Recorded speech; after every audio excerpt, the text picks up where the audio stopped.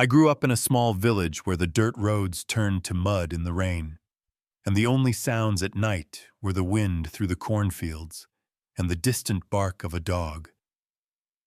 My father, Thomas Miller, had lived there his whole life. He wasn't a man of many words, but his hands spoke volumes. Rough, scarred, and hardened from decades of pulling weeds, fixing tractors, and carrying sacks of grain heavier than most city men could lift. To me, though, those hands represented everything I wanted to escape. While my classmates dreamed of taking over their family farms, I dreamed of city streets, tall buildings, and clean clothes that didn't smell of manure.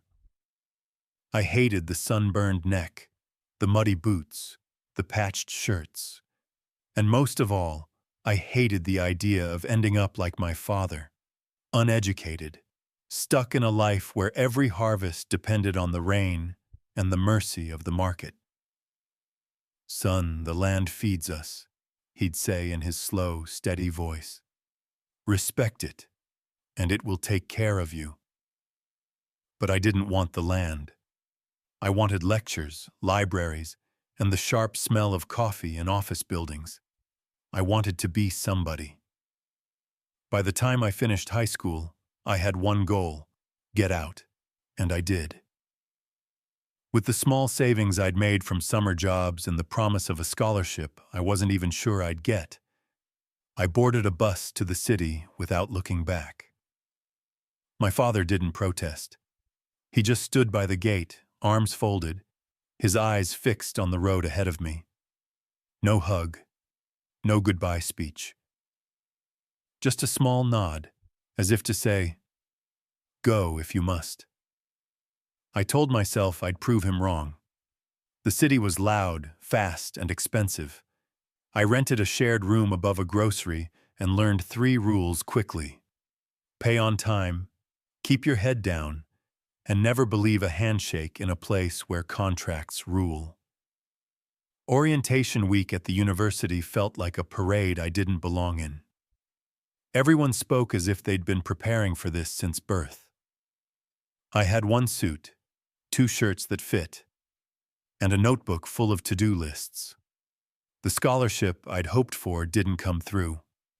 The financial aid office told me the gap was large. I did the math and realized my savings would last 2 months at most. On Friday, I got an email. Private donor bridge grant, conditional. It covered tuition and a small living stipend. The sender was the university foundation. The donor was withheld. I signed the conditions: maintain grades, submit monthly progress reports, attend 1 mentorship meeting each term. That night, I bought a second-hand laptop and a used textbook instead of the new edition.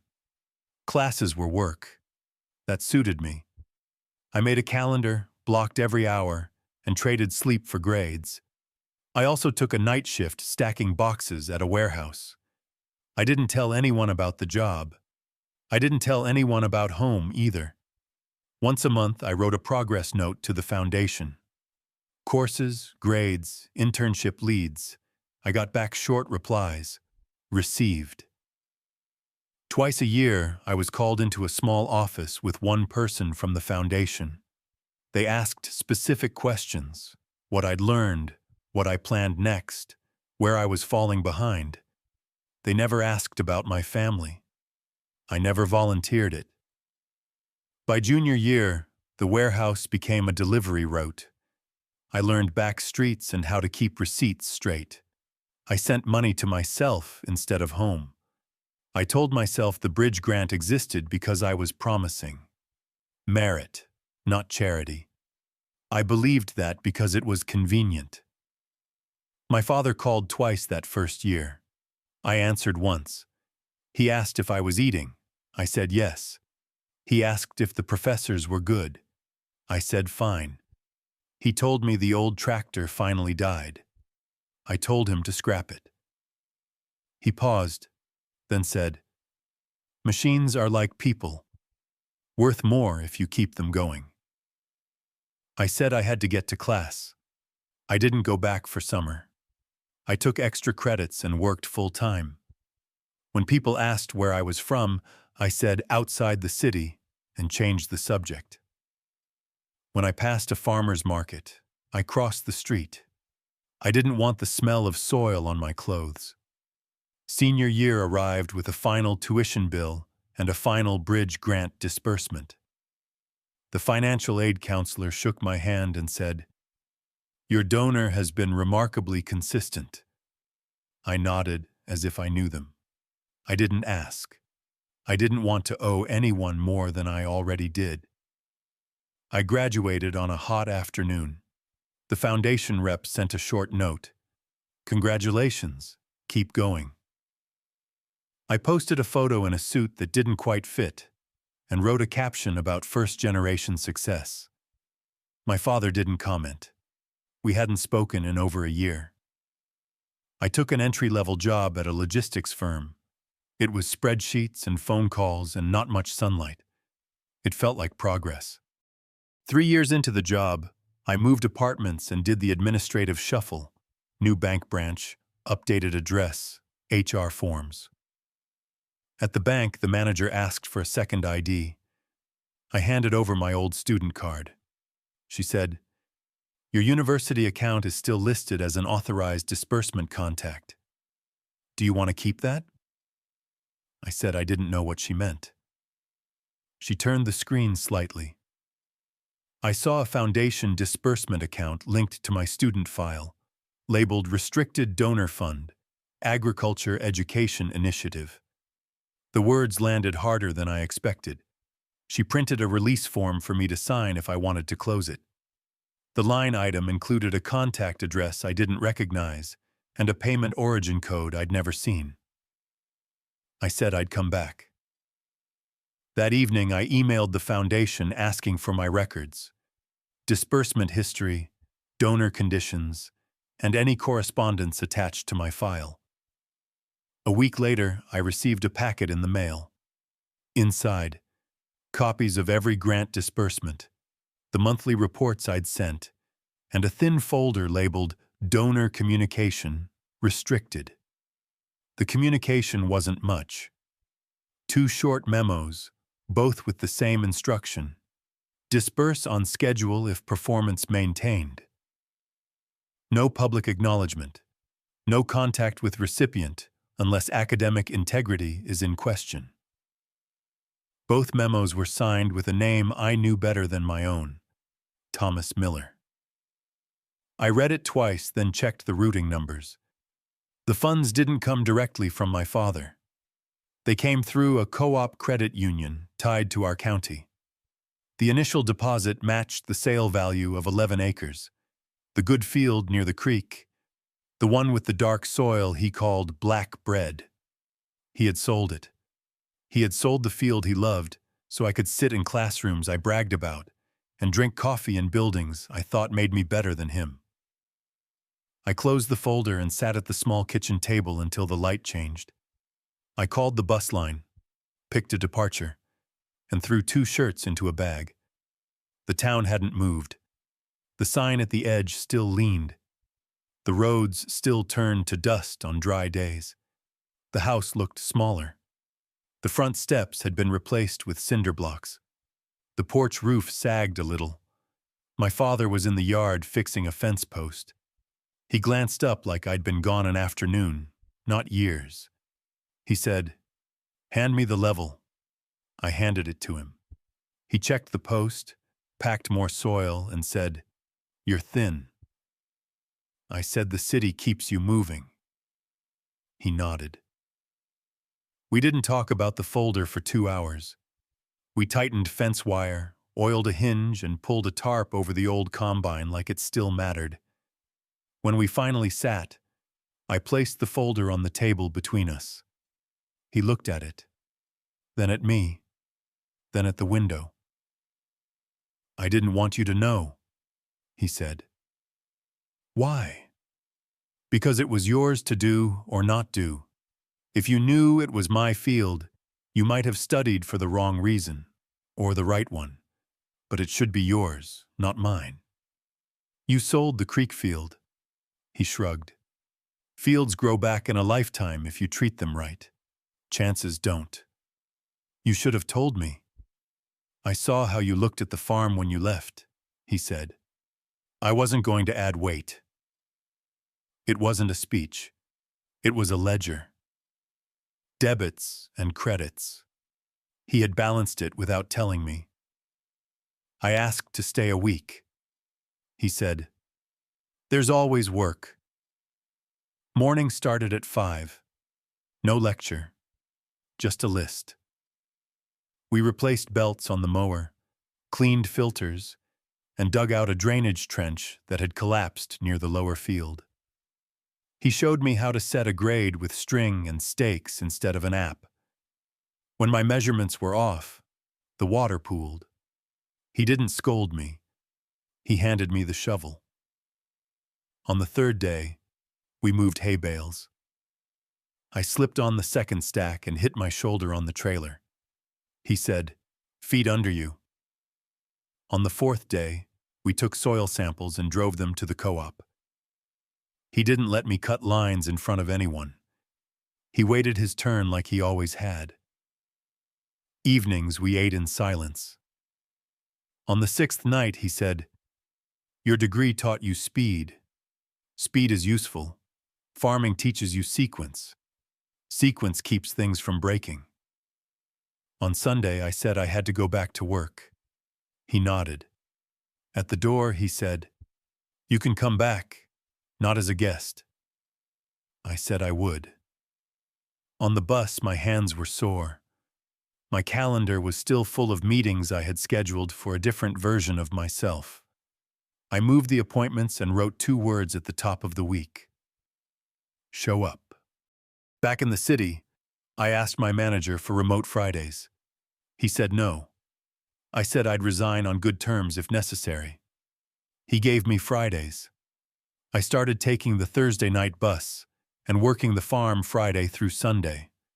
It wasn't noble. It was repair. My father didn't make space for apologies. He made space for tasks. We set a predictable cycle: equipment maintenance, fence repairs, planting schedules, harvest prep. I built spreadsheets for seed costs and yield projections. He let me, then told me the numbers were fine but the weather would revise them. He didn't say it as a joke. He said it like a fact you plan around. One evening I asked, "Why didn't you sell the North Slope?" He said, "It looks big, but it's shallow. The creek field was deep." He had kept the less valuable land and given up the best so I could chase a version of success that didn't include him. A late summer storm hit hard. The creek swelled and took the new trench with it. The lower field flooded. We spent 2 days pushing mud out of the barn and 2 nights moving equipment to higher ground. On the third morning, the co-op manager called about a small disaster relief program. My father said he'd pass. I said we should apply. He let me make the call. The form asked for crop loss percentages, photos, and a note from the county agent. I pulled the data and sent it. 2 weeks later, we got a modest grant. He said, "Sequence." I knew what he meant. Prepare, then act. The grant wasn't much, but it replaced seed. We replanted. Yields came in lower than a good year, but enough to live. The spreadsheet reflected the truth on the ground. I stopped trying to make it nicer than it was. In October, an alumni office invited me to a donor dinner. I didn't plan to go until I saw one name on the list. Agriculture Education Initiative, Anonymous Farm Donor.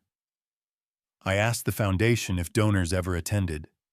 They said sometimes. I went. I wore the suit that finally fit. At the back table sat a few people who had given to boring funds that nonetheless keep institutions running: maintenance, libraries, co-ops. The chair introduced the anonymous farm donor as someone who preferred to stay out of the photographs. A man in a clean work shirt stood, nodded, and sat. He could have been any farmer in the county, which was precisely the point. On the train back, I wrote the foundation a note.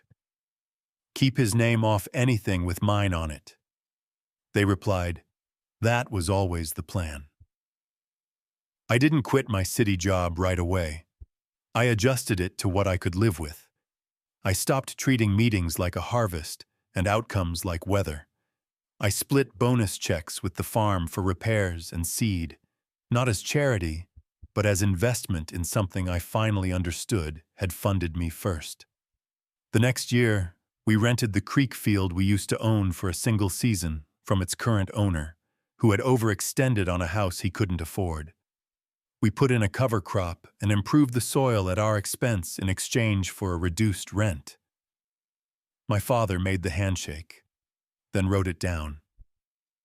We didn't call it taking back what we'd lost. We called it good practice. At planting, he handed me the seeder. Your row, he said. It wasn't a ceremony. It was a transfer of responsibility measured in straight lines and fuel. It was late when he finally said the thing I think he'd been holding for years. Being a man isn't about where you live or what your title says, he began, checking the fuel level with a stick. It's about what you do when no one thanks you. It's about doing the work in front of you and not pretending you did it alone. He didn't point to the field he'd sold. He didn't mention the folder. He just wiped the stick with a rag and put it back where it belonged. I didn't send you to school to become someone else, Fang, he added. I sent you so you'd know more and still be yourself. I said, I understand. It wasn't dramatic. It was accurate. I kept the job, but I changed how I talk about it. I stopped using words that made farmers sound like people who missed their chance. I started bringing interns to the farm on Fridays to teach them how supply chains start before warehouses, before spreadsheets, before emails.